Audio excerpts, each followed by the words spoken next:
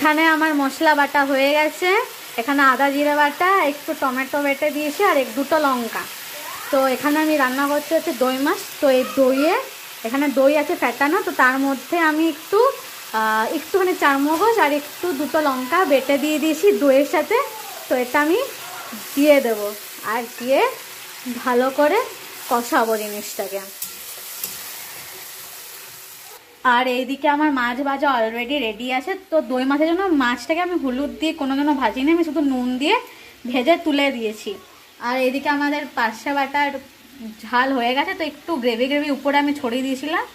তো কেমন হয়েছে বলে, কিন্তু মাছগুলো আছে ঠিকই, মানে একটু আছে এই জন্য।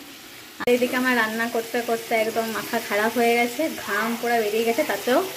তো এই যে দেখো মশলাটা প্রায় খুব ভালো করে আমার কষানো হয়ে গেছে। যেহেতু আমি দইয়ের সাথে একটু চারমগজ দিয়েছিলাম, তাই জন্য একটু ভালো করে কষিয়ে নিচ্ছি আমি।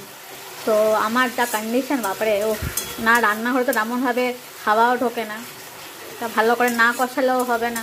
আর চিমনি আছে ঠিকই, তো এবার আওয়াজ আসবে বলে আমি বন্ধ করে রেখেছি, কিন্তু লাইটটা জ্বলছে।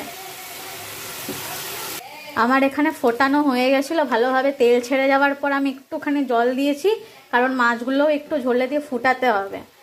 তো এটা একটু ফুটে যাক, তারপরে আমি মাছগুলো দিয়ে দেবো। এই যে মাছগুলো আমি দিয়ে দিয়েছি।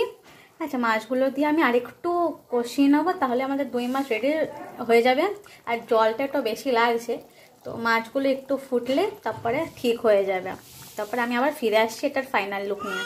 এই যে আমাদের এখানে দই মাছ একদম রেডি। এটা একদম পুরোপুরি বিয়ে বাড়ির স্টাইলের হয়েছে।